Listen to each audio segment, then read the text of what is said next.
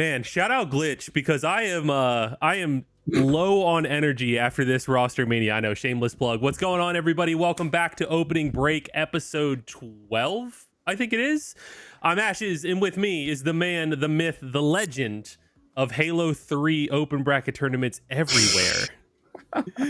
Hunter JJX, how you doing, man?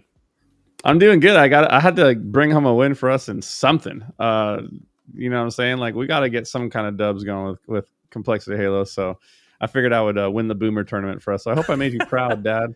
Oh, so proud.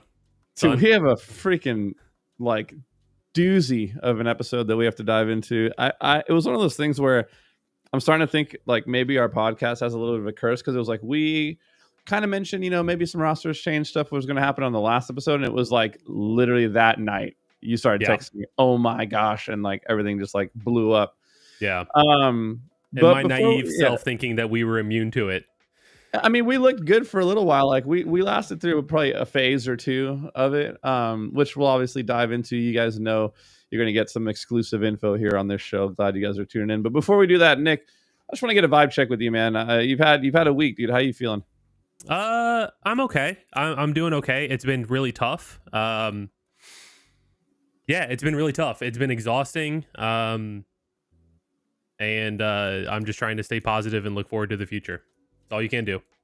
Yeah, dude. I'm trying to figure out if I should say this or not. Oh boy. Reddit, here we come. I was just gonna say fuck competitive Halo Reddit, like /r competitive Halo. That thing is so, like, I've never gone on that Reddit page in my life, but yeah, it was pretty funny to listen to them. You know, it's always like interesting to see different groups of people's takes on different things, and the amount of wrong takes that they just throw out there thinking they know stuff is actually insane. So yeah, you guys are absolute clowns over there. But yeah, we caught some strays on Reddit, which I didn't even know about until you told me, because once again, I don't look at Halo Reddit. I think, yeah, there's a bunch of idiots over there. But yeah, it was, you know, it was like one of those things where it's like Nick was speaking the truth on some stuff. You know, we felt like Boo Boo maybe had a little bit more of a rough weekend, rough event, but that's not to say he can't bounce back. And, you know, whatever, maybe the way it was presented, who knows, we're having some fun with it. But that's what we're here to do. Me and Nick always keep it real, and love talking about Halo with you. So yeah, we're going to dive into some more Halo. I'm not even going to do playlist check-in today because it's been Sleep Token for me. I'm imagining it's been Sleep Token for you.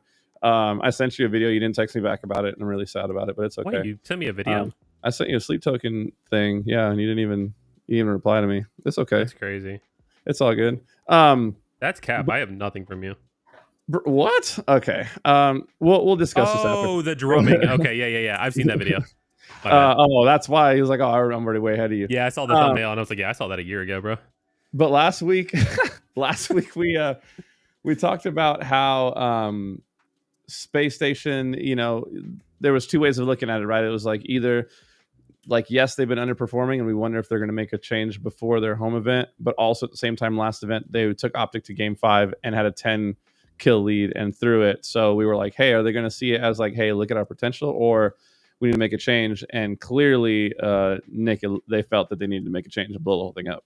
Yeah, I mean, because nothing's been announced, I think we should talk like this is all hypothetical, like rosters. Allegedly. Yeah, like the alleged rosters.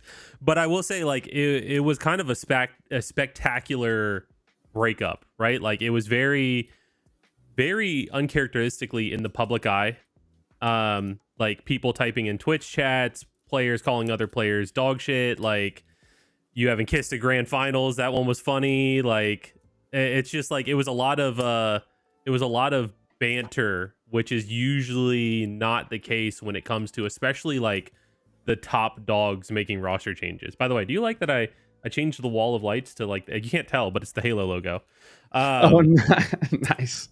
Yeah, it was definitely interesting, but I think that the rosters that supposedly are coming out of that shuffle makes sense. I would agree. I would agree that they make sense. And I would also second the fact that it was absolutely spectacular the way that whole breakdown kind of went out, especially on the FaZe side as well, because FaZe was one of the other teams that's allegedly been involved in all these switch ups. Sorry, chat. We wanted to catch up on all the news before we jumped into. There's just been so much that's happened. We want to recap for everyone that doesn't perpetually live online, following everything going on in the Halo scene. But essentially, we saw like a little bit of a space station phase potential swap kind of deal happening. Envy was thrown in the mix a little bit, which didn't quite pan out. But Nick, why don't you fill people in a little bit on the actual moves that are supposedly being made? So supposedly, I mean, like ignoring all of like the drama aspects, it seems to be almost like a trade where FaZe is letting go of Donnie and Falcated. I don't know why I'm drawing up Suppressed and Falcated, and I don't know if they're choosing to leave or if they got dropped. Like I don't know. I don't care. It's just those two are departing that team. Space Station is also splitting, so Lucid and Snakebite breaking off, but it almost seems like it's going on the SSG side in waves. So Lucid reuniting with his boys from Optic all of last season, the duo of Trippy and Lucid back together. Like Penguin's been looking good, so they've got that core three together. Supposedly they were looking at picking up Precision, which I think would have been a great call up for Ethan. I think that would have, I think that would have been a really cool opportunity for him to get to shine. And I know he's eager for that kind of opportunity. I know he was like when he joined Sentinels last year, and I think he's the type of player who can like can really, really show like, hey, I can do this no matter who my teammates are. I can make, anything look good.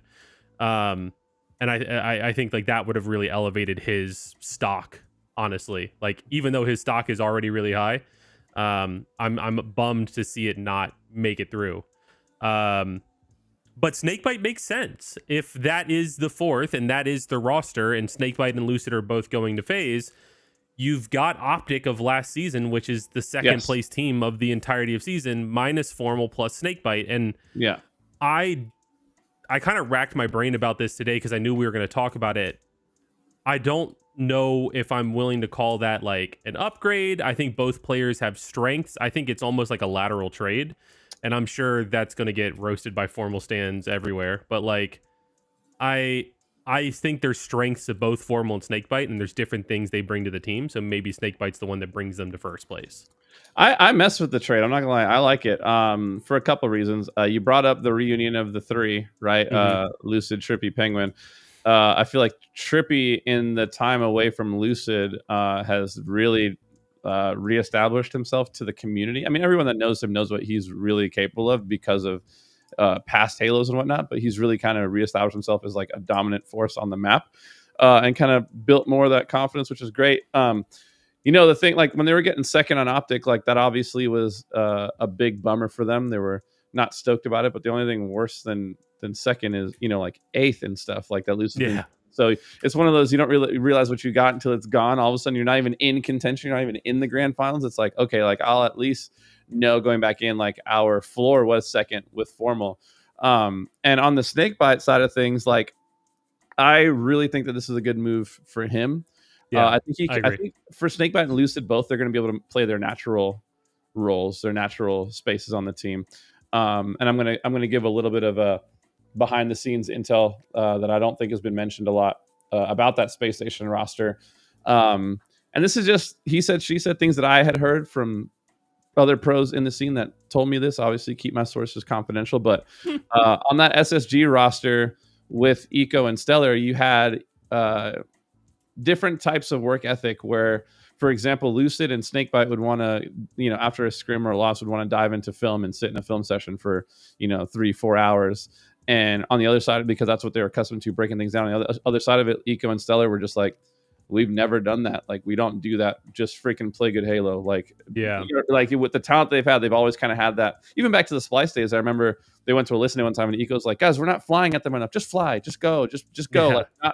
Not wanting to overthink it. Kind of just wanting to have that spontaneous teamwork, like out talent the other teams around them. And so there was already like a clash there of like philosophies. And I also when it comes to Snakebite, for me, everyone that knows me knows I'm a massive fan. I think he's one of the greatest talents Halo has ever seen, period, all time. He's in my top 3, probably. I also, at times in Infinite, have felt like he's, like, when I watch his screen, he makes such perfect, smart decisions, really meticulous, really calculated. Sometimes I felt like in Infinite, for that, like, Snakebite was almost too smart for his own good, right? Like, Infinite's a game where you kind of have to just, like, throw your life out there sometimes and just get damage and whatever, like, your teammates will come in, whatever happens.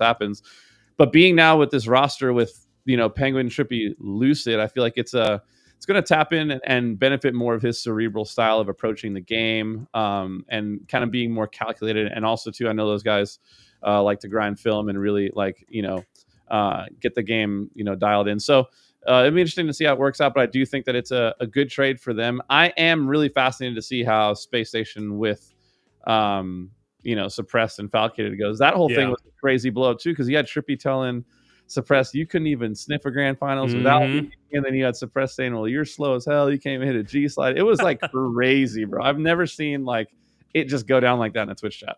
Yeah, I haven't either. And like I said, that's what was so surprising to me. And I'm curious, like, it's none of my business. I'm never going to dig. I'm never going to text Donnie and ask. But, like, I am curious, like, how does it get to that point, especially after getting second, right? Like, they looked really good that whole event.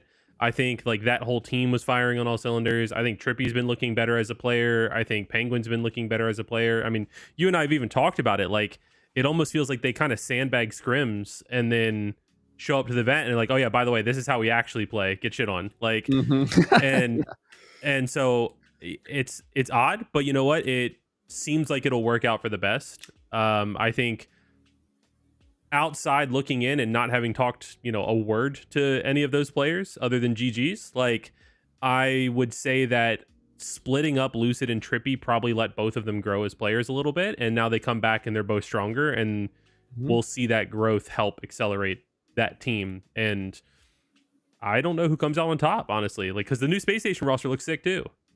Well, that's almost the TSM way, right? We talked about that last week, where they felt like they all needed to have that time apart to work on themselves as players and human beings. And then when they came back together, now all of a sudden they're back to third again. They're looking amazing. You know what I mean? And so it's interesting. Like, see, it's essentially an Optic roster that's become a FaZe roster. Like, has that ever happened in an esport before? I don't know. Like, that's that's a crazy like crossover.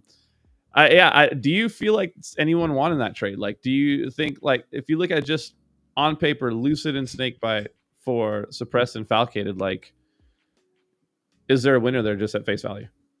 I mean, you could argue on paper, like, one side of it is getting 2 world champions, and one side of it is getting 2 players who, correct me if I'm wrong, just got their first grand finals.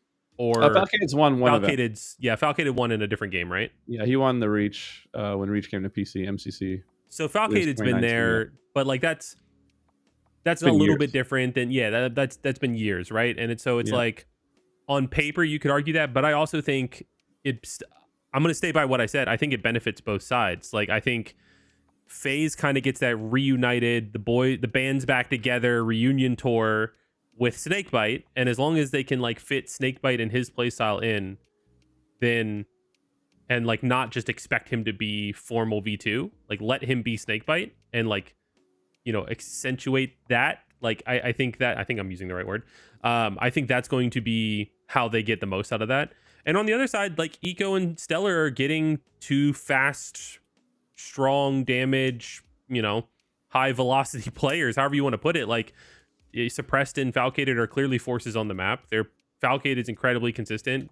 Suppressed is clearly consistent in terms of like the damage output, being the first in the fight, being hard to kill. Like, I think it benefits both sides for what their goals were, which is often not the case in trades. Yeah, and it's allegedly really fascinating with like I mentioned earlier, just how cerebral Snakebite is as a player. He's played against that Optic roster with Formal so many times that he almost brings a unique perspective of like, here's something playing against you guys that I feel like was a hole you guys never saw, or here's some of the strengths we should lean into, things like that, where you have that the perspective of having played against them. It'd be really fascinating to see how they kind of mold that together. And honestly, dude, like, nobody should ever get it twisted. I don't ever want to see anything on Reddit about this either. Like, Snakebite's an absolute turret and a machine on the map. Like, he is not lacking for individual talent or shot in any way, shape, or form. The dude is absolutely disgusting. And it's, especially in Infinite, it's hard to freaking have that IGL role and, be gunning and running and doing all the things you got to do. Like, dude, even like for me personally, I'd had to do it today on stream where I was playing with some of the subs and whatnot. And like, having to go in hard carry mode. I had to turn my comms off. I was like, I can't be calming as much as I'm calming right now, and also like not miss a bullet and everything else. You know what I mean? So, yeah, I think that Snakebite gets a bad like rep for people that have no idea what good Halo looks like or how it should function. And I just want to set the record straight that dude's absolutely nasty, and I think he's going to add a lot to that FaZe roster. And I think if anything else, Nick, like we're going to get some heated matchups. Like the storylines in SLC are going to be nuts. Dude. Oh like, yeah, some of these matches are going to pop. Well, the fact that, I mean, as far as I can picture, all but like 4 teams are making a change. Like it's Optics not making a change as far as I know. I mean, why would they? Shopify's not making a change as far as I know. Again, why would they? TSM's not making a change. So your top 3 aren't making a change as far as I know. And then again, I don't think Nemesis is making a change. So maybe the other European team's not making a change. And I saw the LATAM team scrimming. So, you know, Tapping and them are sticking together, even if they didn't make it out of open. I think that was more of a fluke. So there's really like so many teams making changes that it's going to cause so many storylines and just make, we've already had crazy events. I feel like Salt Lake City is just going to be that much crazier because now there is that many different storylines. It feels like the opener all over again. It really does. You know what I mean? Yeah. I do want to say though, to tack on to what you were saying about Snakebite, I have like given the state of the community right now and this kind of choosing my words carefully, this like fiending for gossip and drama. I do really appreciate how Snakebite handled and carried himself. Like, oh my gosh, yeah. The clips from his stream were like he worded everything perfect and casual. Like it wasn't talking trash about his teammates. It wasn't talking trash about other teams. I mean, hell, even I'm guilty of that clearly because we went on Reddit for it. It wasn't like anything negative. It was just like super chill. Like, look, it is what it is. We didn't see eye to eye. Some things happened. You know, there was some stuff I didn't agree with. There was some stuff they didn't agree with. I learned a lot. Ready for the next chapter. And like, I don't know. That's a undervalued thing, I think, in absolute class the community. Bro. Yeah, so absolute class act, which that actually kind of leads into a little bit of a rant that I wanted to go on. You know, I've been watching APG's coverage of things, which has been really great. He's been keeping people in the loop. He's actually been letting people in behind the curtain, which was traditionally has always just been like for folks in the know, in the pro scene and whatnot. But he had Kason on, obviously FaZe Kason, who was chatting about stuff a little bit. He was like, dude, we just got second. Like, what the heck is going on? Like, you know, I wake up to players saying they're dropping who and who. And like, I thought things were going great. And I wanted to touch on this, like on a real talk, like man to hopefully men in the scene. Obviously, I think there's a lot of children in the scene, especially in the pro scene now. Folks coming up, like the way the pros have been approaching, not all of them, obviously. There's going to be exceptions to the rule every time. I don't want to say everyone's been acting this way.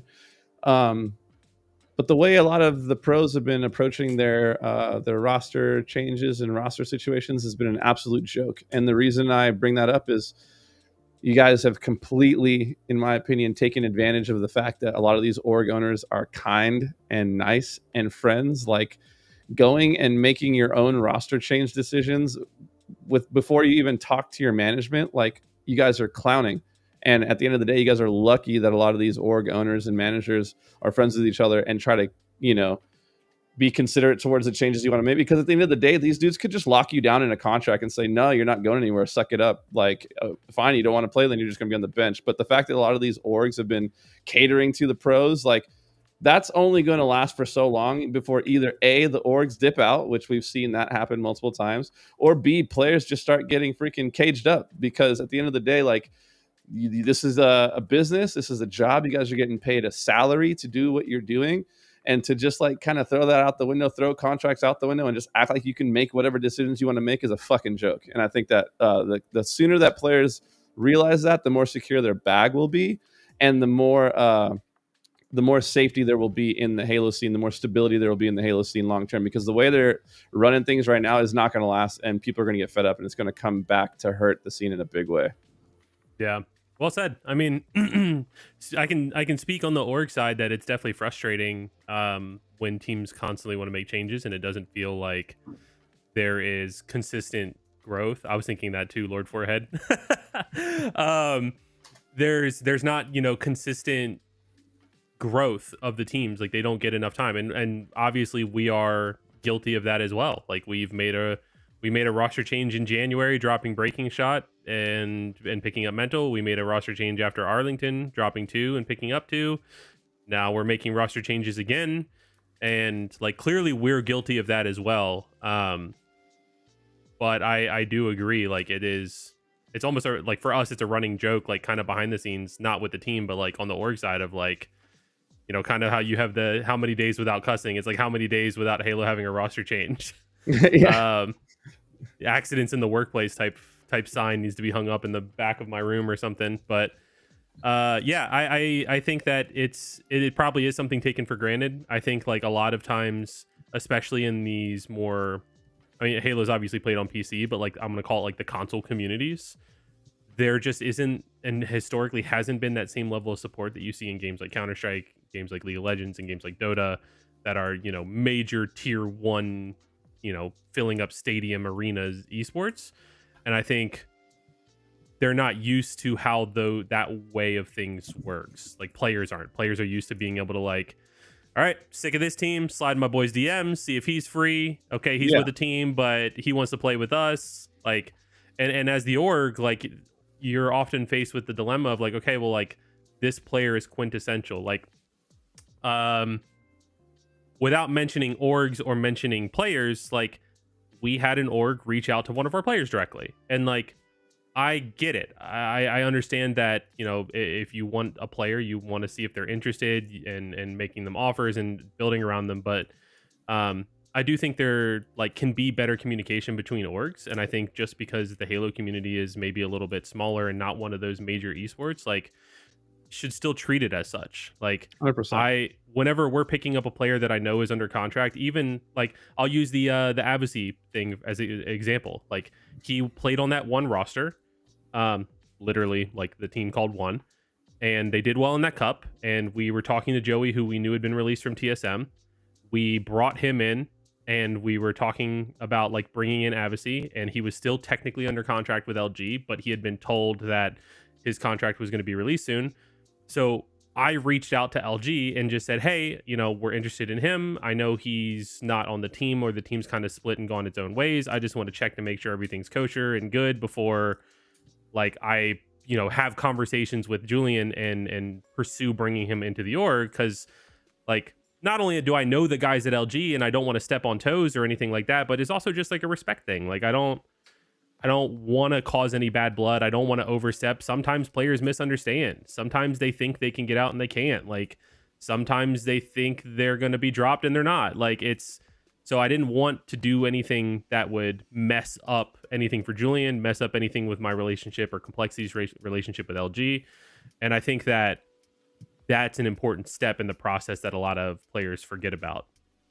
Yeah, and it costs, bro. Like it costs to just change rosters. Like how many times have we either had to buy a contract from another org when we're bringing someone in, or we've had the opposite. We've had to sell a player off because their contract's not done, and you know all the fees and everything else that goes into that. Like these orgs are just like bleeding money in a scene that doesn't have a very high ROI right now. Like granted, the bar for entry is a lot lower in Halo, which is one of the things that I think makes Halo appealing. But what you're making back is not nearly what it, you know, would be in some of these other huge esports, like, you know, like you mentioned earlier.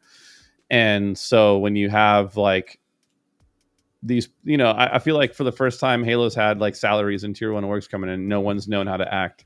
You know what I mean? Like no one's ever had like a normal job or had to like be responsible or make business decisions or, you know, have a manager or any of these things. And so you have a lot of like essentially like children in my mind that, you know, are potentially shooting themselves in the foot in the long run and actually throwing their bag away when they think they're securing it. So yeah, just be mindful of the way you present yourself, be mindful of the way you do business. And you'll see true longevity. I mean, dude, I haven't competed on a roster for Complexity since year 1, and I'm still here 4 years later writing it out. Why? Because I decided I'm just going to bring value and and be a vibe and be someone that's easy to work with, be someone that, can add something to the org and not just take, you know what I mean? So I just want to see everyone do the best they can. But yeah, there's some hard conversations that need to be had. So if I came off a little hot, it's because I feel heated about it. I want to see Halo thrive. I want to see the scene succeed. I do want to have a fun little side question, because we mentioned Envy. They're sticking together. So stoked. Love that. Love to see that for them. They had their breakout event last event, and I think they're only going to continue to improve from there. There was rumblings of Precision, being picked up, going, what was it, Space Station? I think there was rumors of him going FaZe. There's rumors instead of Snakebite. Instead of Snakebite, of Precision going to FaZe. Do you think that affects the morale at all? The fact that it was like, you were going to leave, now you're not. You're here, you're not. Like, how do you think that the players over there, and how would you react to something like that? I'm glad you brought this up, because I wanted to give Precision props, because I don't want to spread like misinformation or just like rumors that I've heard. But I like heard that like whatever went down, like the opportunity fell through for him. Mm-hmm. And I think the way he's carried himself, like he wasn't on Twitter, like, complaining and moaning that like he was costed an opportunity to go to FaZe and play with this team that just got second. Like he wasn't, throwing tantrums about it. I think that he carried himself. He hasn't said anything really. Like it's, mm-hmm. and I want to give him props. Like I think Ethan's a spectacular player who deserves that opportunity. And I am, I feel bad that he wasn't able to get it, even though his team is still sick. It's not like he's falling back to like, the slums or anything like that. Yeah. But I do want to give props where props is due. Like a lot of players I could see just being super upset, causing issues and stuff like that, and trying to maybe force the org's hand. And I think he carried himself really well. But honestly, like going back to your question, I think, if I'm any player on Envy or even Thug Nasty, like he got an amazing opportunity. Like, yeah, we just got top 6. We proved a lot of people wrong. Hell, we proved Ashes wrong. Like it's me as well. Yeah, I was not expecting that either. They proved everybody wrong, that like it's not online success. It's something that they can recreate on LAN. It's something that, I mean, like they were one map away from being top 3. And so I think that, like, right? Am I remembering that right? I think so. Yeah. So I think that, like, if I'm them, like, sure, maybe it's like, man, we just had this success and you want to leave, but also you're getting to play with 3 world champions. Like, that's your offer. It's not like you're moving laterally or down, like, oh, Complexity came calling, so you came back, you wanted to go back to them. Like, that wasn't the case, right? It was, okay, you have an opportunity to go from like us to the second place team to play with 3 world champions, to get that experience, to get maybe more money. I don't know what FaZe is offering compared to Envy, but like, I think if I'm them and then he comes back, like, I'm like, it sucks it didn't work out, man. I was rooting for you. Like as a teammate, I'd be like, you know what? That sucks. I'm stoked. I'm stoked you got the opportunity. Like you deserve that. Like let's prove everyone together why you deserve that, and let's go shit on them next event. Yeah, like, I wanted to give props to Yak, Piggy, and Descendant, obviously, for showing humility in that. Like you could easily get in your feels and be like, oh well, you were going to leave us, and I want to come back. But the other side of it is to be like, no, like Ethan is a bona fide superstar. He got a really cool offer. Bummed it didn't work out, but I got to be stoked that you're still with me. You know what I mean? Like, because the ego side of it would be like, well, no. Like, we got to do something else. But it's like, you can't replace that talent. He's an unbelievable talent. You got to be stoked that you still have it. And they still have more to prove. I think they've got more in the tank. Like you mentioned, there were a game 5. I think it was a 50-49. I might be tripping away from top 3. You know what I mean? So shout out to those guys for, letting bygones be bygones, setting aside egos and having humility and being like, you know what? Like, let's keep rocking with the boy, because obviously we've had success with him. Yeah, I have a tremendous amount of respect for that team. Like they earned a lot of my respect with how they performed there. I mean, obviously I love Jason and Ethan and I want nothing but the best for them. And I told them that, multiple times at the event. Like I don't want to lose to you guys, but if we're gonna lose anybody, I'd rather it be you guys than Space Station, and we lost to both, right? But I was there watching and cheering for them every single match they played. Like I got there early to watch them play Space Station, both for scouting reasons and just to cheer them on and sit on their side of the crowd. And like even though like so we played them, Yaxon was talking shit at me, like, and I ignored it the first few times, and then after they won, he stood up, told me I'm a dog shit coach, and I barked back because the Inner Gears kid in me came out, and I said something about having more trophies than he has main stage appearances, but like I like at the end of the and I realized afterwards I felt bad about it because like one, they just won, two, I just lost, and like I should have just shut up.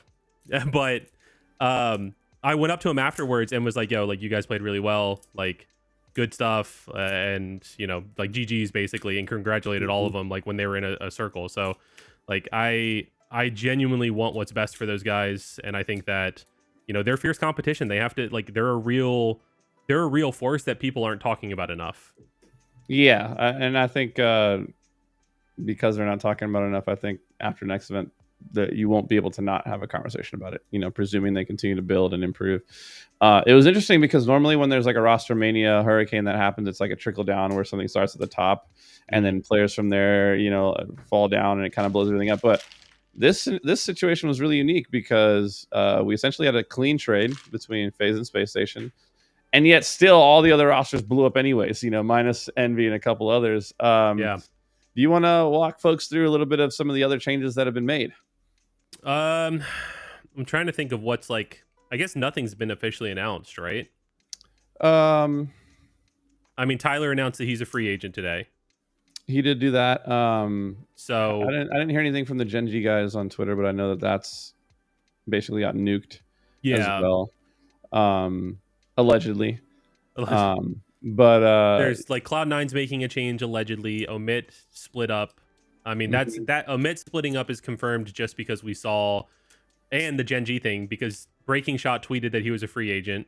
Yeah. And Breaking Shot and Huss were playing together in the Cloud9 domination tournament last Saturday. And also Omit, I think it was Raph, has been working with a couple different folks trying to figure out how to put together a roster from scratch. So like shout out to Omit essentially having their roster nuke, and instead of just dipping from the scene, they've been at least wanting to pursue putting together a new roster and build from scratch, which I mean, dude, like that's got to be so frustrating when you're like, you know, an org trying to come into a scene and trying to make moves and, you know, essentially end up with nothing but like, oh, we've got this money, like who wants it, you know what I mean, like who wants to be on the roster, you know what I mean? So rooting for them. Hopefully they can put together, I mean, there's enough free agents at this point, I think they've got to be able to field some type of roster, but yeah, to have to kind of essentially start from scratch this early on in the season has got to be a bummer. Yeah, I think they can build something strong, and I think like now's the right time to do it because you have 2 months until the next major. I mean, yeah, Open Cups start, you know, this weekend, but you still theoretically have time if your first priority isn't, you know, the first Open Cup.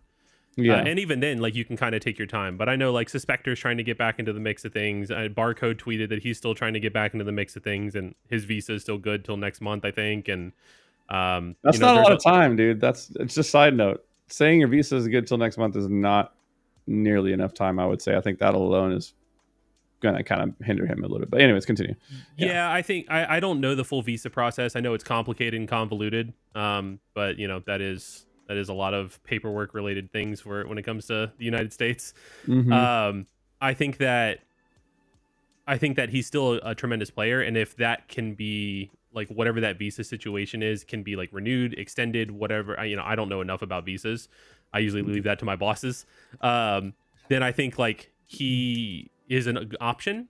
My concern transparently is like I haven't seen him around, right? It's kind of the same thing like Aiden, at least, or Suspector, at least, like you've seen him around in Open Bracket. Mm-hmm. He's been doing his thing on Ascending Baseline. I think that's right. That's the team. Yeah. And, you know, playing with up and coming players and different AM players and playing in the free for alls, which I don't think we talked about it, but shout out Command Station for winning the free for all. That was sick. And good for everything Women of Halo. So love that. I think that at least you've seen his name around. You know he's still shooting his gun. You know he's still like playing and competing. I don't know what Barcode's been doing. Like I'd have to imagine he's been playing, but like there's only one team really coming out of Australia every time. And I was gonna say it was really shocking to me that he never, at least as far as I know, that he never, you know, shot his shot with Mindfreak, just simply because like it was really clear early on when Infinite first dropped, like that he was leagues and miles ahead of the rest of his region. Hence why he was able to get on some NA teams and come through with like the native hole situation and everything else. Yeah. But in the time since, like, if I'm being perfectly honest, that Mind Freak roster has leveled up. Like those players have leveled up. They're like a surefire pool play team at this point. You know what I mean? So how much more rewarding would it be then to be in a similar situation that you were in, but now you're with your countrymen? You know what I mean? So that was definitely surprising to me that he hasn't either had gotten a shot there or shot his shot there. But I think he could obviously make that team even scarier, which is like crazy to say. You know, I don't know who he would drop like that, but like he would obviously improve that team. I think so too. I mean, Barcode, when he competed, like he went through open bracket and got top 4, right, with Native White. So it's like he obviously is a force, and I think he was a highly coveted player for a while. There's just, I don't know if Halo is a big enough scene, except for like an anomaly like Legend with Space Station, and now Optic. Like Halo hasn't really been in the position to warrant all the costs associated with a visa. Like it's expensive. Like just being honest, like I very briefly looked into it during the offseason about, okay, like what would it take to get Woodham?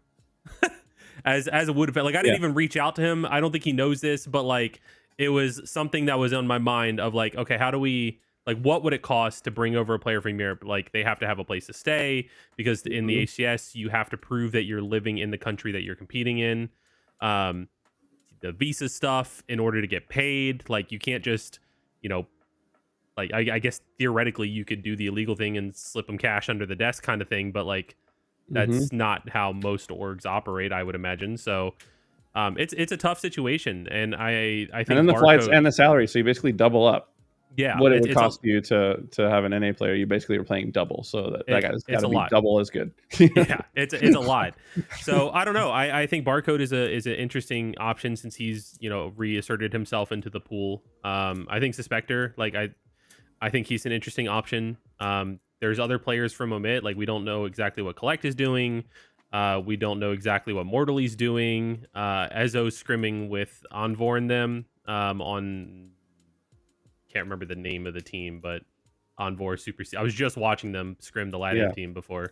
I want to see where Ice Kid goes, bro. That dude is sick. Yeah, Ice Kid's free agent as an upcoming AM. Like I think Kid Nasty tweeted that he's a free agent as an up and coming AM. Like I don't know what Common's doing. He was playing with us at Breaking Shot. Like, Pains, I saw playing with them, like Common, Breaking Shot, and Huss. Like, there's a lot of players in the pool if Omit really wants to like dig in and put something together. So, and now obviously Spartan, because he posted that he's his free agency, and Omit also does have they do have the ability though, with it being 2 months until the next event, where they can kind of sit back and, you know, even wait till some of these opens go down. Like, I don't think there's anyone rushing in to sign teams right now from the org standpoint. I think there's one new org coming in that everyone's like teasing about. But other than that, like, you're going to have kind of free pickings, you know, presuming that you have a decent offer to offer these players. Like, you're going to have your pick of what's left, which, you know, to be honest,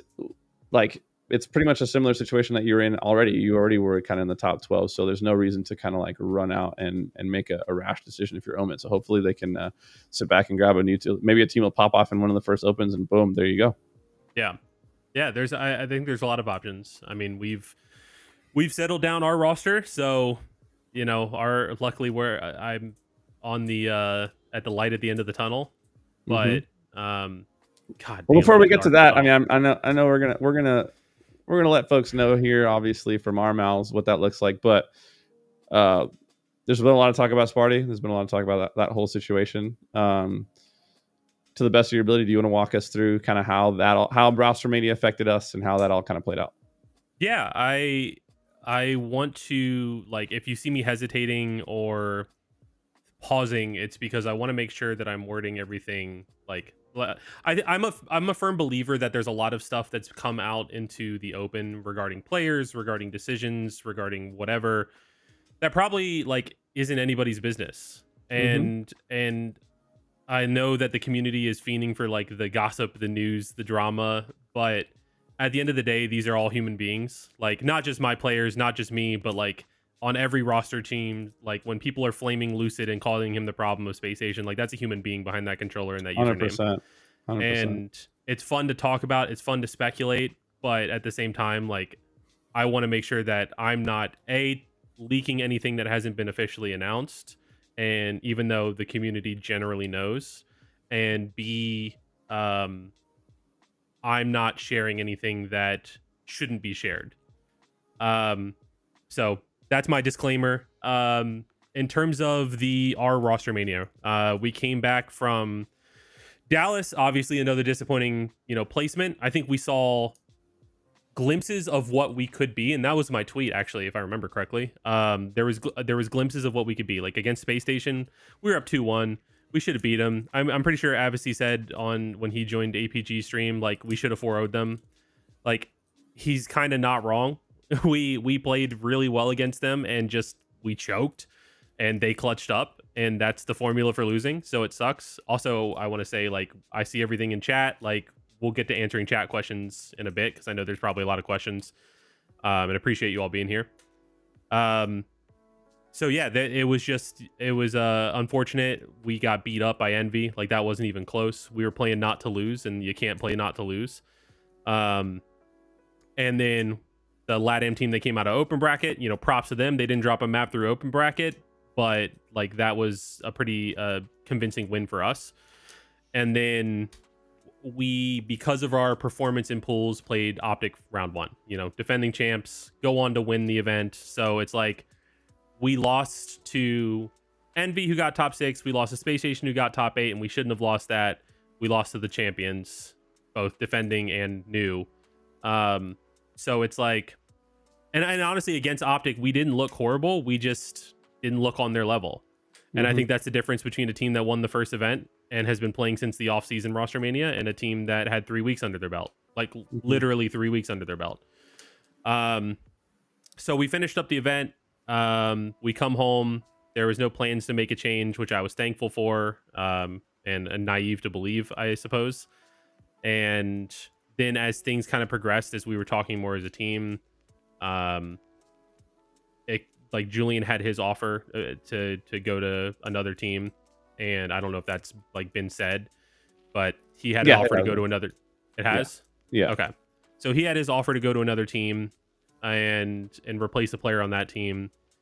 And that opportunity, is, one of those where it's a good opportunity for him. And I even, I had a call with him, and I was like, okay, let's just talk hypothetical world. I'm building around you. Like, what players would you want a team with? Like, is there a world where something changes with us? Something changes, not player wise, but like attitude wise or gameplay wise or whatever. Like, what would make you want to stay? And he was super cool and transparent about it. He's like, I love Billy, I love you, I love Tyler, I love Joey. It's nothing like bad against anybody. It's just, I think this is the right opportunity for me. I think this is I think this team is going to have more structure that fits my play style, and I want to take that opportunity. And I said, okay, like, I'm not going to hold you back from that. And I just need to know who's scouting our players at these events, bro. I feel like every time we come home from an event, someone on our team's getting an offer somewhere, and it's like, we're not even doing good. Like, we're getting top 12 and we're still getting poached. It's like, no one's safe from the poaching out here. Well, and on top of that, like, we also knew, like, because Billy had told everybody that he had gotten an offer to like be a like cornerstone of a new team. And so there was just a lot of like uncertainty about the future of what our team was going to be. And also just people butting heads, like, transparently, like, people were, we played the Cloud9 tournament together, and people were butting heads. And it was kind of then that it was like, I think that was the last straw for like Julian going, yep, I want to take this opportunity. Like, I don't know if I see a future here, but I see a future there. And so it just kind of, it made sense for everybody involved. And I appreciate, Julian's young, he's 18, and he might have been mewing the entire time he was on APG stream, but I appreciate his candor and just his respectfulness through it all. Absolutely, it's refreshing, especially from a young player. It's super refreshing. It's hard to come back to, like, once the I mean, for lack of a more articulate term, like, once the vibes are chalked, it's so hard. Are you okay? Did you just spill all over your keyboard, bro? Is the key? No, I knocked it over, but luckily I sealed the top. We're good. Okay, good man. once the vibes are chalked, it's really hard. You know, you and I were texting back and forth about a lot of things, and it was like, dude, like it hasn't been the right combination of personalities, like Yeah. at a base level, you know. And once the atmosphere kind of gets sour, it's damn near impossible in this scene to bounce back from that. Once the bickering starts, once the constant blaming of each other starts, like yeah, it becomes really tricky. So it's whenever there's that seed of doubt planted. That's what I've noticed in the last 2 years of coaching, and being in, honestly, coaching Halo specifically. He hasn't just been coaching for 2 years. Just so you guys know, the man has won like 27 tournament, 27 titles on land, 22 titles on land. He's just talking about the last 2 years Halo coaching. Just need to make sure Reddit knows the guy has been around the block, bro. Like, okay, continue. Yeah, I think on top of that, like, while I know I have a ton of experience and a ton of wins, like, I also know that I'm not perfect. And I've said multiple times on this show, like, I had a vision for the initial roster. It didn't work out. I can admit that. Like, I had an idea of what this roster would look like. We didn't achieve that idea. And in 3 weeks, honestly, probably wasn't enough time to achieve it. But the thing I've noticed in coaching Halo is, and honestly, I think it happens in all esports, is when that seed of doubt gets planted between players, and just every single mistake waters that seed a little bit more. And, why did he do this? Why did this guy do this? Why is he 5 minutes late? Like, all of the little things. And again, this is not me saying Julian was 5 minutes late. Talking about me, I was 5 minutes late today. He's the seed of doubt's been planted between the two of us. It's been planted. You're chalked. No, I think once that happens between players, it's really hard as a teammate, as a coach, as a manager, as whoever to, cut that plant down. Like, it just seems to keep growing and growing, kind of against and out of, any control. Unless, there's some dramatic change, or, I'm a believer in like big team powwows, air your grievances, like talk it out, and then go from there, right? But that, not everyone operates that way. And I think that like seeds of doubt like started to get planted, and opportunities were happening for other people, and so it just made sense to make the change for him. And I get it. I can't blame him at all. Yeah. And like, he's going to a strong team. He's going to, like, with good players. Like, I'm happy that he got the opportunity. The unfortunate side of it is, like, normally when roster changes happen, I like to be prepared. Like, I'll tell the guys, okay, like, who do we want to pick up?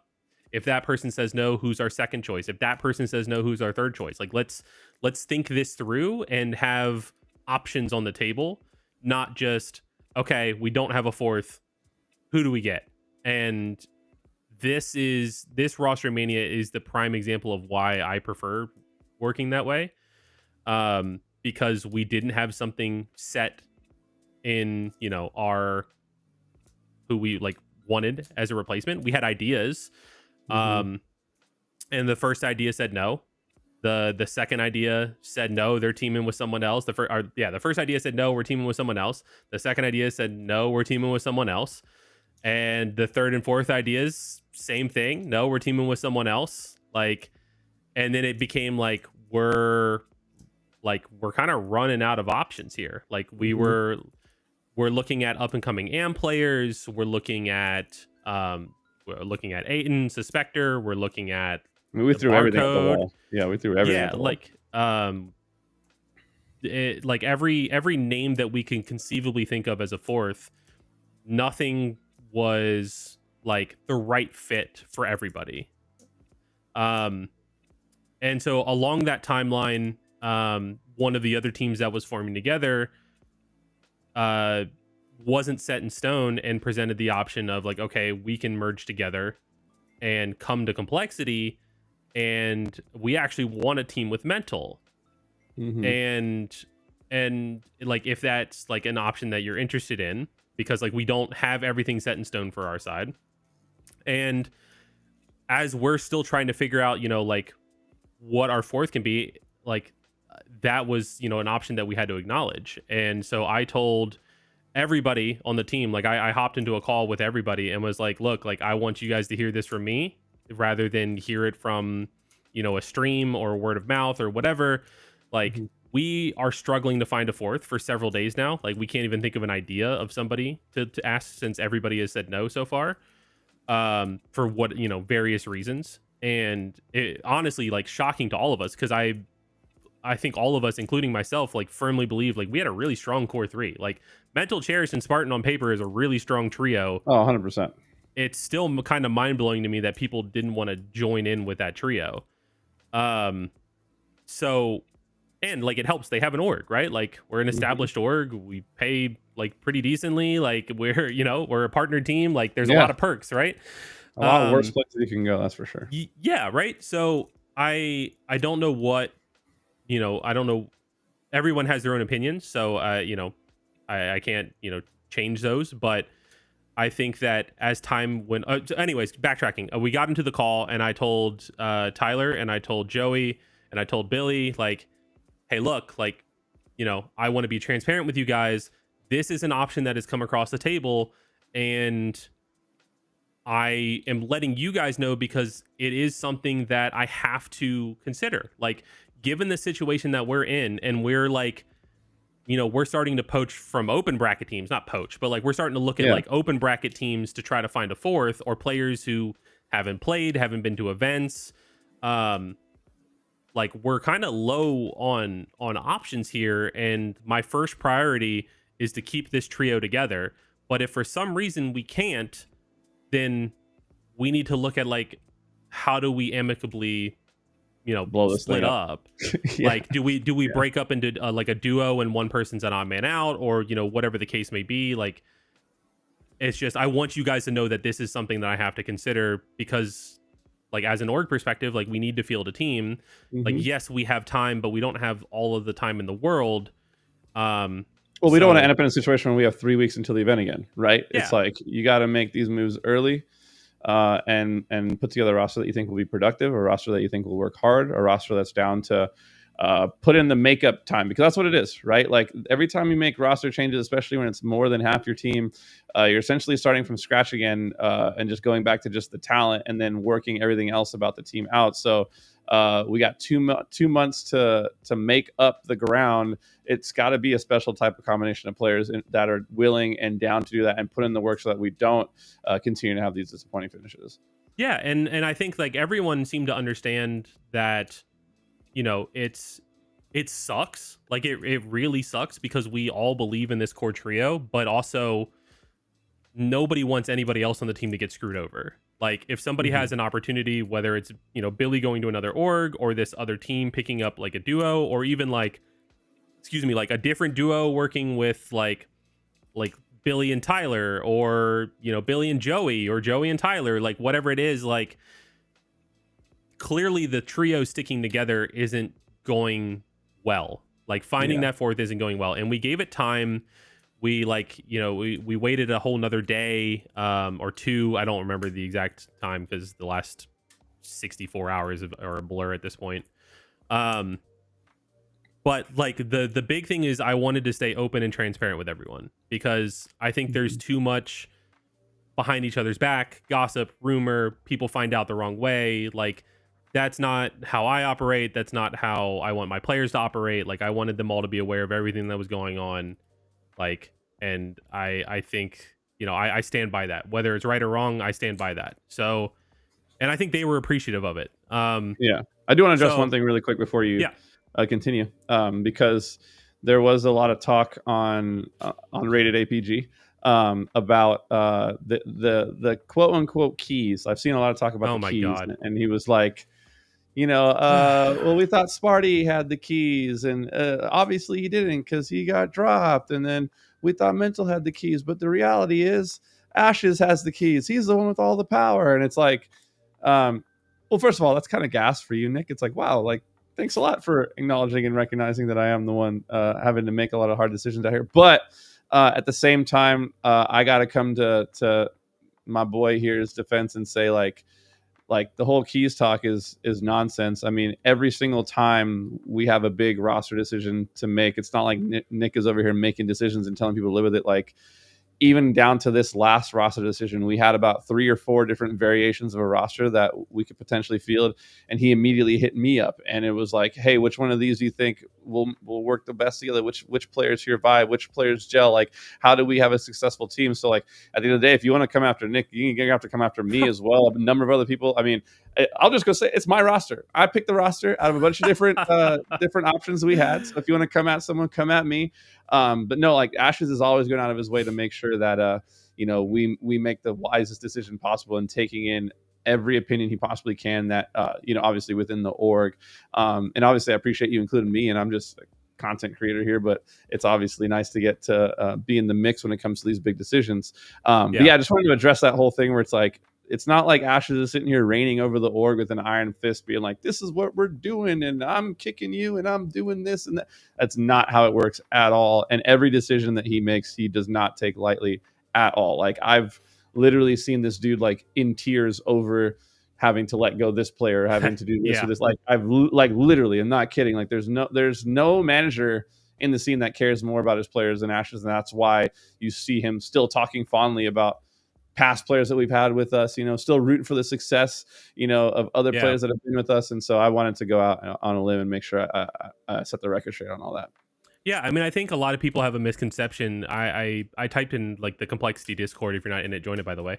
Not you, the community. I was going to say, I was like, I typed in there because I think the whole keys conversation is dumb. I get where it comes from. I think there's certain players who have the org. Like, you could arguably say like Tusk had the keys in season 2, right? Like, because a lot of the roster changes stemmed from what he deemed fit for the team. The way I operate as a coach, and like I'll give the behind the scenes like look into this, is I have people whose opinions I trust. That's why I talk to you. But it is not ever me ruling with an iron fist. I have ideas. I'm strongly opinionated about things. I offer suggestions. I will very openly, and I tell people this too when we're going through roster changes, I will play devil's advocate just to make sure the players are thinking everything through. Because I want them to come to a well-rounded conclusion that's not based on emotion or not based on, whatever other factors could go into it. So, like, let's just say, we want to pick up Hunter JJX. Okay, cool. Please don't. No. Like, I'm giving a complete hypothetical before this gets flipped and taken. But like, just since your name's here, right? We want to pick up Hunter JJX. Okay, cool. Have you guys thought about the fact that he's working in the music industry and there's a lot of touring going on, and that might cause conflicts? Oh, well, yeah, we didn't think about that. We just saw how well he shot in matchmaking. Like, okay, well, like, let's think about that. Also, like, his most recent placement wasn't that good for Complexity. Like, sorry, I'm throwing you under the bus. No, you're good. But like, do we think he's grown since then? Like, I approach it where I want to pick their brains and just make sure that the things are well thought out. And any player who's been on our team through any roster change and survived, like, they'll tell you that's how it is. Like, I will play devil's advocate for any option that's presented, just to make sure it's well thought out. Even if I want that player, like, even if it's like, when we were building the team and I was like, man, I want precision on the team. Like, I want my Gears boys. I want precision and mental, and we couldn't get mental at the time because he was with TSM. Like I can say like, okay, like, are we sure we want precision? Everyone's happy teaming with precision. Is everyone happy teaming with us? Is everyone happy teaming with Spartan? Is everyone happy teaming with breaking shot? Like, I try to make sure that we all weigh out all the possible options rather than me just going, yep, I want precision. I think he's next up. I think he's going to get approached by FaZe into events. Like, no, like that's not fair. It's like, pardon my language, it's a fucking team. Like, there are 4 votes or 3 votes if it's a roster change, or 2 votes if it's a roster change. Like, there are other people on this team, and these are the guys who have to go to war. So it makes no sense for me to rule with an iron fist and just go like, nope, this is the image I have. This is what I see, and this is how it's going to be. Maybe it happens in other esports where there's more money or franchises or whatever. That's not how it happens for me. That's not how I operate the team. So, like, the keys to the kingdom thing, like, it is not I own the house, you guys are my guests. It is we are all 4 roommates sharing this house, splitting the rent, or 5 roommates sharing the house, splitting the rent. We all have a key to the front door. Love that. So just like clear the air on that. Now, obviously there is a point where like I am the director of talent of Complexity, right? I wear multiple hats for this org. I'm coaching the team, and so I'm in the trenches with them, but I'm also the corporate suit, so to speak. He's also So trying to get me Splitgate drops. Like, you got a lot on your plate. I'm also, I'm managing our talent and stuff. So like there's also times where like I will veto things because I know that that's not going to work out. Like, or I'll at least say, hey, here are my concerns. Like, it is very rare. I think one time in my entire life I vetoed something, like put my foot down. And it was to keep a player. It was not to drop a player. So, or to pick up, like stop somebody getting picked up or whatever. But I will offer my opinions. I will offer my thoughts. I will say like, hey, this is how I think we need to play the game. This is how I think your play styles. Here's what I think your weaknesses are. And here's somebody who I think can complement, your strengths and make you a stronger player and fix those weaknesses. Like, whatever my thoughts and opinions are, I share with the team because it is a team decision at the end of the day. And I am not the one who has to sit next to the players. I stand behind them. Like, I can dap up anybody, but I feel like I can coach anybody. I just I want to share my opinions and thoughts. So, I mean, I bring it up all the time, but like I say it to chat, I've told you as well, but it's like, you kept me, you didn't need to. You put your neck out on the line for me, and like, you literally have changed my life. My life would not be what it is without the type of manager that you are, who cares deeply about players as human beings and not just as like, a spreadsheet or placements or whatever. And so like I've lived it firsthand. My life is not what it was before, and that's because of you. Like, I tell you every chance I get, like, I couldn't be more thankful to have someone like you in my corner. And I know the players that have been with us, the real ones, know and feel the same way as well. And so yeah, we had a couple different different types of rosters that we had to choose from. You asked me my opinion. I gave you my opinion, which is the roster we actually are going with, which we happen to align on, which a lot of the times we do. You're in the know. You know what's good. Yeah. So why don't you walk folks through what the future Complexity looks like? Yeah, I mean, just to finish the recap, right? Like, we cleared the air on who has the keys. Like, and I'll admit, like, I'm biased towards Billy. Like, I've known him since before 2015. I've known him since he was a little squeaky shithead in Xbox Game Chat. Like, I like played against him in Gears of War. I coached him in Gears of War. I lifted my first trophy with him in Gears of War. Like, I talked to his dad to convince him to like let him come to an event with us. Like, I know that I am biased towards Billy, but I also try to withhold that bias, which is why, like, when he was getting approached by an org, I was like, cool, man. Like, if that's the opportunity you want to take, like, it sucks. I'm going to be sad. I'm not going to hold it against you. Like, I'm going to be bummed out. I'm still going to cheer for you unless you're playing against us. Like, yeah. So I know one person has the keys. Our roster change came down to, we spent 2 or 3 days trying to figure out a fourth. We exhausted every option. I mean, like, I know people on our team were sliding in other people's DMs, doing everything they could to try to finesse somebody or convince somebody to join, because we believe that strongly. And I even told the other option that we had that, hey, this is, we're interested in that option, but also, like, our first priority is keeping this trio together. It's not that you're a second choice. It's not that I think less of you or anybody thinks less of you. It's just, we already have something that we think is really good. If we can find the right piece, we're just struggling to find the right piece. Unfortunately, it came down to the point where, like, we couldn't find the right piece. And there were definitely options where, like, okay, we could have taken a risk and tried people out. But there's also a ticking clock. Like, some of those duo pairs were going to end up being on teams. And who knows if they were going to wait around until we wanted to make our decision and try out other people. You know what I mean? Like, there's enough orgs in the scene. You've got Omit that's trying to build teams. You've got this mystery org that people are speculating about coming in. There's orgs that are already in the scene that, may or may not have teams or picking up other teams. Like, I think that, like, that pressure or that perk isn't as strong as it might have been earlier. And, props to HCS for having so many orgs interested. We talked about that before. That's sick. So we all hopped on a call. We talked about it. We were going to give it a couple more hours and see if there was anything else that came through, because people were still finishing up some conversations of, like, seeing if they could convince somebody to, like, hey, like, you would get to play with Spartan, Cherish, and Mental, like, a really sick roster. Like, just come do it. And and nobody was budging. Everyone was stuck, like, with what they wanted to do. And so then it came down to, okay, what do we want to do duo wise? Like, and this again was a transparent call that happened with everybody that was on the core Complexity trio and myself.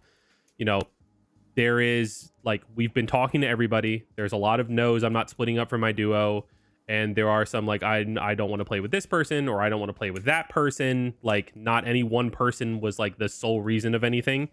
There was multiple, like, just things weren't lining up or working out.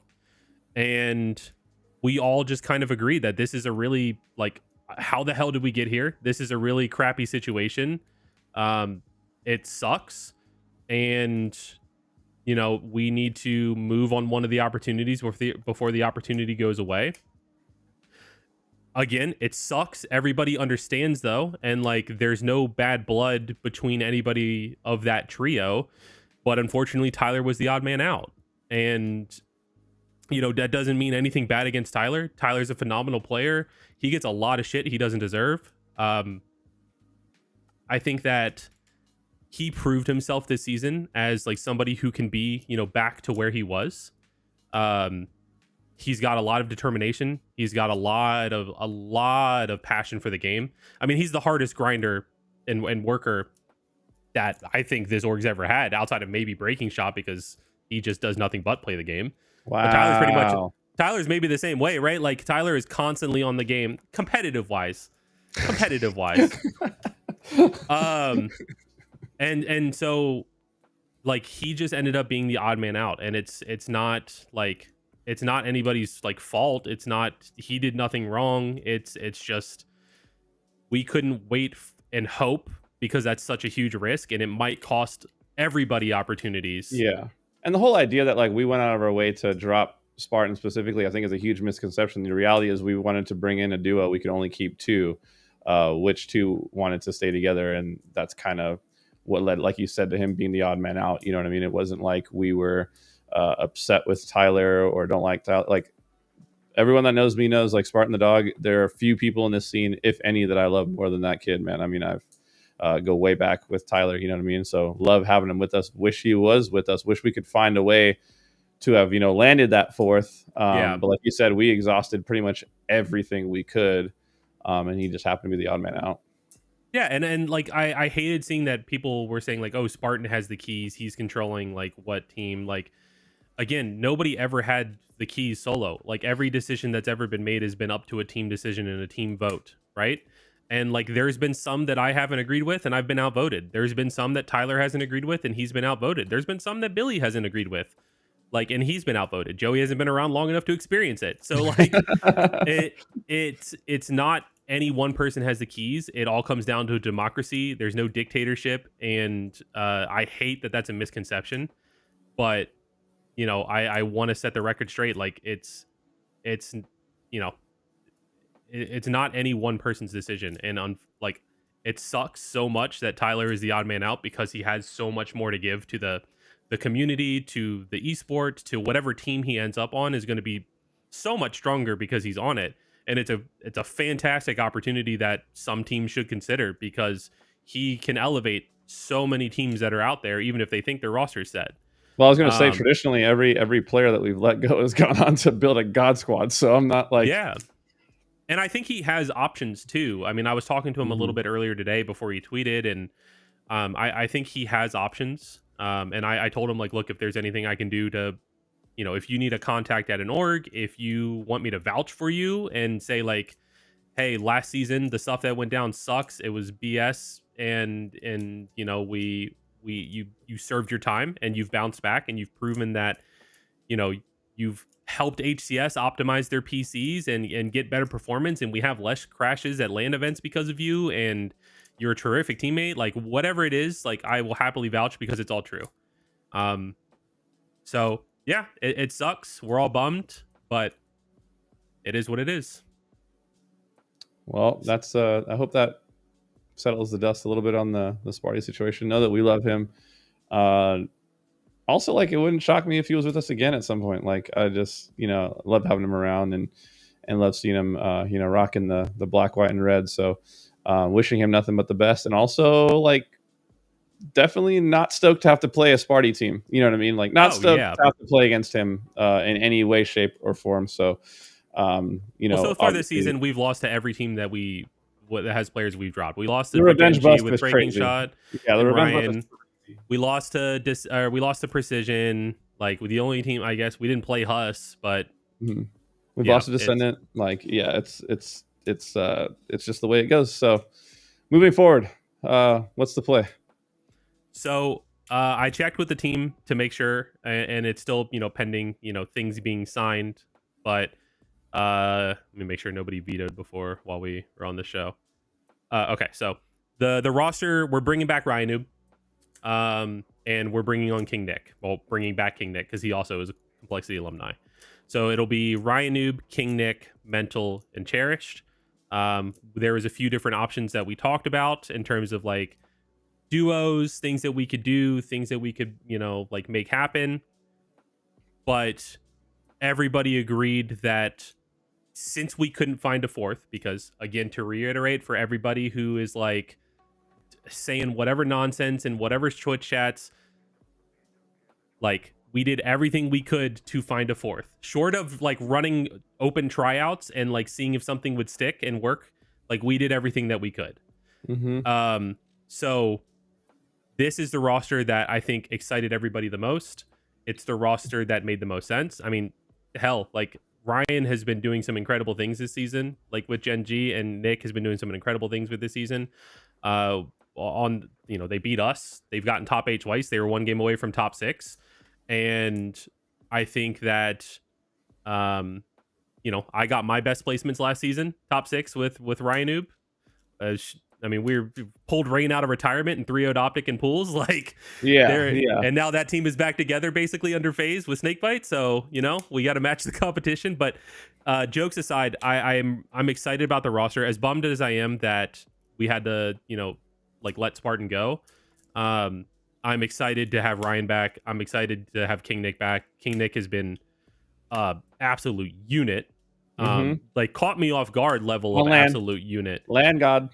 Yeah, I mean, like on LAN and on LAN, man. He has just been like almost like it's just watching him play, right? Like he does not back down from a challenge, and he is just fiving people. Like it's pretty disgusting. So excited to have him. Ryan is super stoked about the team and talking with him. I'm stoked to work with Ryan. Ryan's stoked to work with me because we got along. Like obviously there was times where like we would butt heads. I was learning a lot coming into coaching Halo, last season for the first time, and Ryan was a great teacher, and I've learned a ton. And there was definitely times where I didn't agree with him, but I think I've grown more as a player or as a coach and understanding the game, and I'm excited to keep like working with him, growing more. And he appreciates when I'm able to challenge him and help him rethink something or just articulate something better so that it like clicks for me or clicks for the players. So I'm really excited to see how Cherish and Ryan work together. I think that's like kind of the perfect matchup where like Cherish doesn't have to worry about leading IGLing. He can just like do what he does best, which is just gun everyone on the map and then have the decisions basically made for him and just have to listen. I think that's a match made in heaven. I personally am excited for more Ryan Noob JJX sushi dates. I've definitely been missing those since we didn't have them anymore.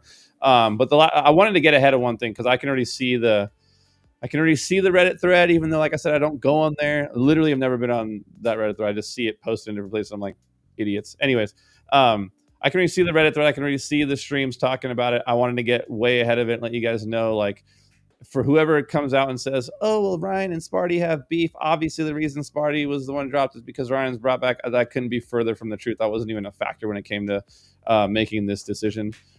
So like, just want to kill that on the spot immediately. This strictly had to do with the duo that wanted to stay together and how it matched up with adding Ryan and King Nick. And I couldn't be more excited for the way that this roster is built. Yeah, I mean, I'll touch on that a little bit. Like, there was definitely, like, in the different duos that we talked to, like I said it earlier, some people, like, would prefer playing with other people, or like, certain people would prefer playing with other certain people. And, like, we had Tyler and Ryan together on this team before London, and there was definitely some spectacular arguments, but they were working well together. London was going to be a rough event, I think, but I think that like there was differences of opinion at times between the two of them, but there wasn't like a beef or anything like that. And I think that as we were figuring out our options and looking at the different things, there was everybody had opinions on who we wanted to or who wanted to play with who, right? Like if we had a Billy Spartan duo and Joey stepped aside, then that is different avenues than other ones. If we had a Joey Billy duo or cherished mental cherished, whatever, that's different options. If we have cherished Spartan, that's different options. Like, but this was the one that we felt most excited about. I felt most excited about. And like I said, it sucks because Tyler gets the short end of the stick, and I feel really bad about that. But I know he knows that it wasn't like a any specific reason out of him. Like it wasn't, like he messed up. It wasn't he played bad. It wasn't he has a shit attitude. It wasn't any of the stupid stuff that people say in Twitch chats. Like it just was the outcome of the circumstance. And sometimes like it's out of everybody's control. Like we thought we had several options for fourths. We ended up not having several options for fourths, and should have picked up APG, man. What are we doing, dude? Gosh. And and that's just the way the cookie crumbles. So it sucks, and I'm sorry I'm making a joke and something that's so serious, but we tried, and like I don't want to see people talking or thinking bad about Tyler because he's the odd man out. Like it very easily could have been Joey. Like we had that conversation. It very easily could have been Mental. We had that conversation because again, a lot of this started with Mental might have been leaving. Like we weren't sure. Yeah. So I think we're at like the best point in terms of like, the duo of Billy and Joey are super excited. The duo of Nick and Ryan are super excited. I'm super excited. And I have a ton of faith in what this roster will be able to do. And I think kind of what you were touching on, like Ryan brings a game plan. Like Ryan brings a strategy. You can kind of skip that phase of like, okay, let's feel each other out. Let's see how our play styles mesh together and then figure out the best way to play the game. Ryan's got, everyone calls it the Ryan noob system, myself included, but Ryan's got his system and like he can put the pieces of the puzzle together in that system. And then we just like, we all have one focus and we all stick to that focus. And then when it works, it's gorgeous.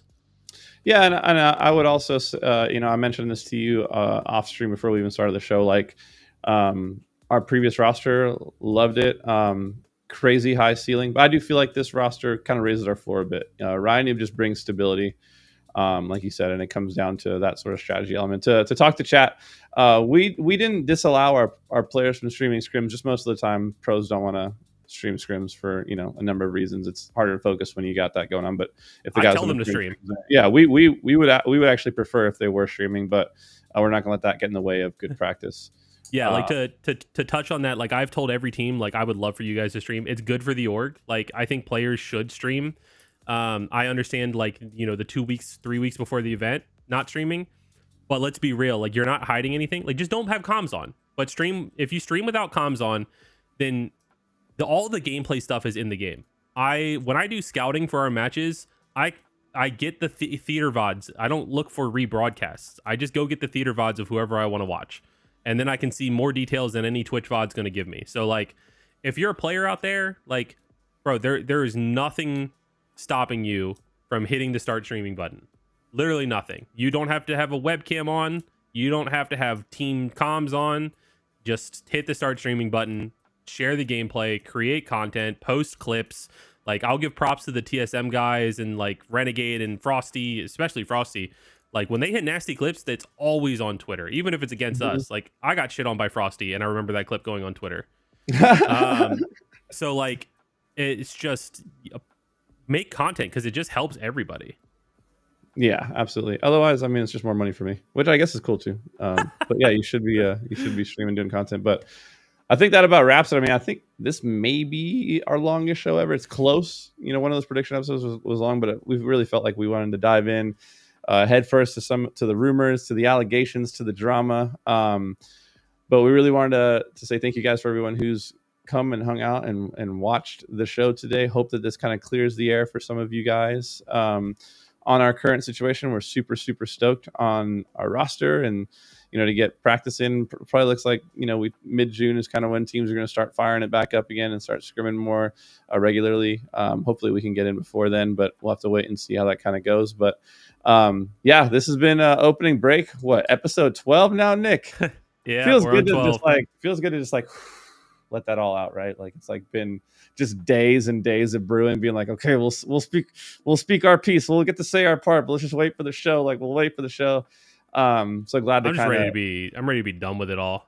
I'm ready for it to be event time, dude. Just hanging in Salt Lake, vibing. I just want to compete, man. I'm ready for scrims to start. I'm ready to be in the Riot Noob system. Like, good times are ahead. Good times are ahead. But let the folks know where they can catch you, what you're up to. Also, like, mention some of your card stuff. Like the real Nick. They don't. Not everybody gets to know, bro. They don't know.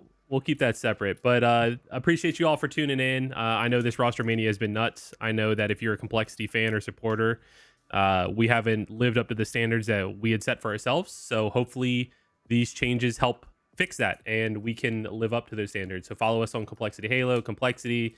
I'm on Die Ashes. Obviously, you know who the players are now, so go follow them and show them some love. Please show Tyler some love too. And Hunter, let him know where you're at. Yeah, Hunter JJX, Twitch, TikTok, Justin UTW on Instagram. Glad to be here, man. Again, gotta say it again. Thankful for you, Nick. Thanks for always looking out for me, taking care of me here in Complexity. Nowhere I would rather be. Excited to be cheering for the squad come Salt Lake City. So with that being said, this has been Opening Break episode 12. Be sure to follow the stream if you haven't already. Repost the clips when you see them pop up. And we're still looking for our first guest, so we need some tweets. DM me. Who do you think we should have on first? Yeah. Love you guys. Thanks for tuning in, giving us your time. We'll see you guys in the next episode. Peace. See ya.